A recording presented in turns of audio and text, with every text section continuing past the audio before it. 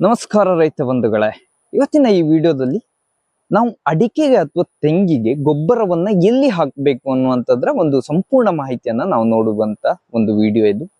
ಯಾಕಂತ ಹೇಳಿದ್ರೆ ಹೆಚ್ಚಿನ ರೈತರು ಅಡಿಕೆಗೆ ಅಥವಾ ತೆಂಗಿಗೆ ಒಂದು ಗೊಬ್ಬರವನ್ನ ಹಾಕುವಾಗ, ಗೊಬ್ಬರ ಅಂದ್ರೆ ನಮ್ಮ ಕೊಟ್ಟಿಗೆ ಗೊಬ್ಬರ ಇರ್ಬೋದು, ಅಥವಾ ಈ ಕುರಿ ಗೊಬ್ಬರ, ಕೋಳಿ ಗೊಬ್ಬರ ಇರ್ಬೋದು, ಅಥವಾ NPK ಗೊಬ್ಬರಗಳೇ ಇರ್ಬೋದು, ಅದ್ರ ಜೊತೆ ಮೈಕ್ರೋ ನ್ಯೂಟ್ರಿಯೆಂಟ್ಸ್ ಅನ್ನ ಹಾಕುವಾಗ ಕೂಡ ರೈತರು ಹೆಚ್ಚಾಗಿ ತಪ್ಪಾಗಿ ಗೊಬ್ಬರವನ್ನ ಹಾಕ್ತಾರೆ. ಎಲ್ಲೆಂದ್ರಲ್ಲಿ ಗೊಬ್ಬರವನ್ನ ಹಾಕಿ ಬಿಡ್ತಾರೆ. ಹಾಗೆ ಮಾಡುವಂತದ್ದು ತಪ್ಪು. ಗೊಬ್ಬರವನ್ನ ಹಾಕ್ಲಿಕ್ಕಿರುವಂತ ಒಂದು 3 ಸರಳ ವಿಧಾನಗಳನ್ನ ನಾವು ಹೇಗೆ ಪಾಲಿಸಬೇಕು ಅನ್ನುವಂಥದ್ರ ಒಂದು ಸಂಪೂರ್ಣ ವಿಡಿಯೋವನ್ನ ನಾವು ಇಲ್ಲಿ ನೋಡೋಣ. ಅದಕ್ಕಿಂತ ಮುಂಚೆ ನನ್ನ ಚಾನಲ್ ನಿರುತ್ತರವನ್ನ ಯಾರೆಲ್ಲ ಸಬ್ಸ್ಕ್ರೈಬ್ ಮಾಡ್ಕೊಳ್ಳಿಲ್ವೋ ದಯವಿಟ್ಟು ಮಾಡ್ಕೊಳ್ಳಿ ಅಂತ ಹೇಳ್ತಾ ವಿಡಿಯೋವನ್ನ ಶುರು ಮಾಡೋಣ. ಮುಖ್ಯವಾಗಿ ಗೊಬ್ಬರವನ್ನ ಕೊಡುವಾಗ ರೈತರು ಮೊದಲ ತಪ್ಪು ಏನ್ ಮಾಡ್ತಾರೆ ಅಂದ್ರೆ, ಗೊಬ್ಬರವನ್ನ ಹೆಚ್ಚಾಗಿ ಅಡಿಕೆ ಮರದ ಬುಡಕ್ಕೆ ಹಾಕ್ತಾರೆ. ಬುಡಕ್ಕೆ ಅಂದ್ರೆ ಬುಡಕ್ಕೆ ಅಂಟಿಸಿ ಆ ಗೊಬ್ಬರವನ್ನ ಹೆಚ್ಚಿನ ಸಂತದಲ್ಲಿ ಹಾಕ್ತಾರೆ.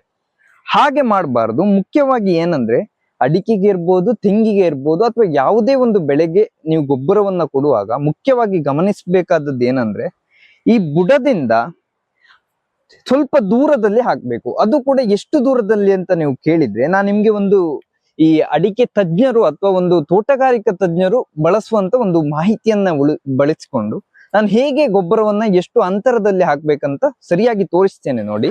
ಇದರ ಒಂದು ಹಾಳೆ ಇದೆ, ನೋಡ್ಬೋದು ನೀವು.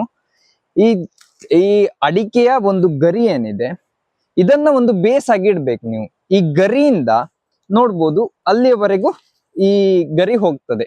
ಈ ಅಡಿಕೆಯಲ್ಲಿ ಮುಖ್ಯವಾಗಿ ಏನಂತ ಹೇಳಿದ್ರೆ, ಅಡಿಕೆ ಗರಿ ಎಷ್ಟು ದೂರ ಹೋಗ್ತದೋ ಅಷ್ಟು ದೂರ ಅಡಿಕೆಯ ಬೇರುಗಳು, ಮುಖ್ಯವಾಗಿ ಫೀಡರ್ ರೂಟ್ ಅಂತ ಹೇಳ್ತೇವೆ ಅದಕ್ಕೆ, ಅಥವಾ ಕನ್ನಡದಲ್ಲಿ ಹೇಳುವುದಾದ್ರೆ ನಾವು ಏನೇ ಗೊಬ್ಬರವನ್ನ ಕೊಟ್ಟರು ಕೂಡ ಆ ಫೀಡರ್ ರೂಟ್ ಅಂದ್ರೆ ಅಂತಹ ಬೇರುಗಳಿಂದನೇ ನಮ್ಮ ಗಿಡಗಳಿಗೆ ಆ ಗೊಬ್ಬರ ಎನ್ನುವಂಥದ್ದು ತಲುಪುವಂಥದ್ದು. ಆ ಫೀಡರ್ ರೂಟ್ಸ್ ನಾವಿನ್ನು ಇಲ್ಲಿಂದ ನೋಡ್ಬೋದು.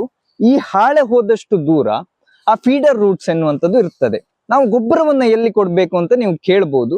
ಗೊಬ್ಬರವನ್ನ ಈ ಹಾಳೆ ಏನಿದ್ರೆ ಇದ್ರ ಅರ್ಧ, ಅಂದ್ರೆ ಈ ಅರ್ಧದಷ್ಟು ಜಾಗದಲ್ಲಿ ಗೊಬ್ಬರವನ್ನ ಕೊಡ್ಬೇಕು. ಫಾರ್ ಎಕ್ಸಾಂಪಲ್, ಈ ಅರ್ಧ ಅಂತ ಹೇಳಿದ್ರೆ ಈ ಮರವನ್ನ ಒಂದು ಬೇಸಾಗಿ ಹಿಡ್ಕೊಂಡ್ರೆ ಆ ಹಾಳೆಯ ಅರ್ಧ ಅಂತ ಹೇಳಿದ್ರೆ ಇಲ್ಲಿಯವರೆಗೂ ಬರ್ತದೆ. ಸೊ ನಾವು ಗೊಬ್ಬರವನ್ನ ಈ ಹಂತದಲ್ಲಿ ಕೊಡ್ಬೇಕು. ನಾವು ಸಗಣಿ ಗೊಬ್ಬರ ಇರ್ಬೋದು, ಕೊಟ್ಟಿಗೆ ಗೊಬ್ಬರ ಇರ್ಬೋದು, ಅಥವಾ NPK ಕೂಡ ಇರ್ಬೋದು. ನಾವು ಈ ಹಂತದಲ್ಲಿ ಕೊಡ್ಬೇಕು. ಇಲ್ಲಿ ಕೊಟ್ರೆ ಈ ಹಂತದಲ್ಲಿ ಅಂದ್ರೆ ಇದರಿಂದ ಇಷ್ಟು ದೂರದಲ್ಲಿ ಕೊಟ್ರೆ ಆ ಫೀಡರ್ ರೂಟ್ಸ್ ಎನ್ನುವಂಥದ್ದು ಅಥವಾ ಒಂದು ಆಹಾರವನ್ನ ತೆಗೆದುಕೊಳ್ಳುವಂತ ಬೇರುಗಳು ಬೇಗ ಗೊಬ್ಬರವನ್ನ ತಗೊಳ್ತವೆ. ಸೊ ನಾವು ಕೊಡುವಾಗ ಕೂಡ ಹೀಗೆ ಸುತ್ತ ಒಂದು ವೃತ್ತಾಕಾರವಾಗಿ ಕೊಡುವಂಥದ್ದು ಉತ್ತಮ. ಈ ರೀತಿಯಾಗಿನೇ ಹೆಚ್ಚಿನ ಸಂಶೋಧಕರು, ಫಾರ್ ಎಕ್ಸಾಂಪಲ್ ಈ ಅಡಿಕೆ ಸಂಶೋಧಕರು ಇರ್ಬೋದು, ಈ ಅಡಿಕೆಯ ವಿಶ್ವವಿದ್ಯಾನಿಲಯಗಳು ಅಥವಾ ಕೃಷಿ ತೋಟಗಾರಿಕೆ ಇಲಾಖೆಯವರು ಕೂಡ ಇದೇ ಮಾಹಿತಿಯನ್ನ ಹೆಚ್ಚಾಗಿ ಹಂಚಿಕೊಳ್ತಾರೆ. ಬುಡಕ್ಕೆ ಹಾಕುವಂಥದ್ದು ಅಡಿಕೆ ಅಥವಾ ತೆಂಗಿರ್ಬೋದು, ನಾವು ಗೊಬ್ಬರವನ್ನ ಬುಡಕ್ಕೆ ಹಾಕುವಂಥದ್ದು ಉತ್ತಮವಾದ ಒಂದು ವಿಧಾನ ಅಲ್ಲ. ನಾನೀಗ ಏನು ಹೇಳಿದ್ದೇನೆ, ಈ ಅರ್ಧ ಗರಿ ನೀವು ಮೇಲೆ ನೋಡಿದ್ರು ಕೂಡ ಈ ಗರಿಗಳು ಎಷ್ಟು ದೂರ ಹೋಗಿರ್ತವೋ ಅಷ್ಟು ದೂರವಾಗಿನೇ ಬೇರುಗಳು ಹೋಗಿರುವಂತದ್ದು. ಫೀಡರ್ ಬೇರುಗಳು ಇಷ್ಟು ದೂರ ಹೋದ್ರೂ ಕೂಡ ನಾವು ಈ ಮಧ್ಯ ಹಂತದಲ್ಲಿ ಗೊಬ್ಬರವನ್ನ ಕೊಡುವಂಥದ್ದು ಒಂದು ಸೂಕ್ತವಾಗಿರುವಂಥದ್ದು.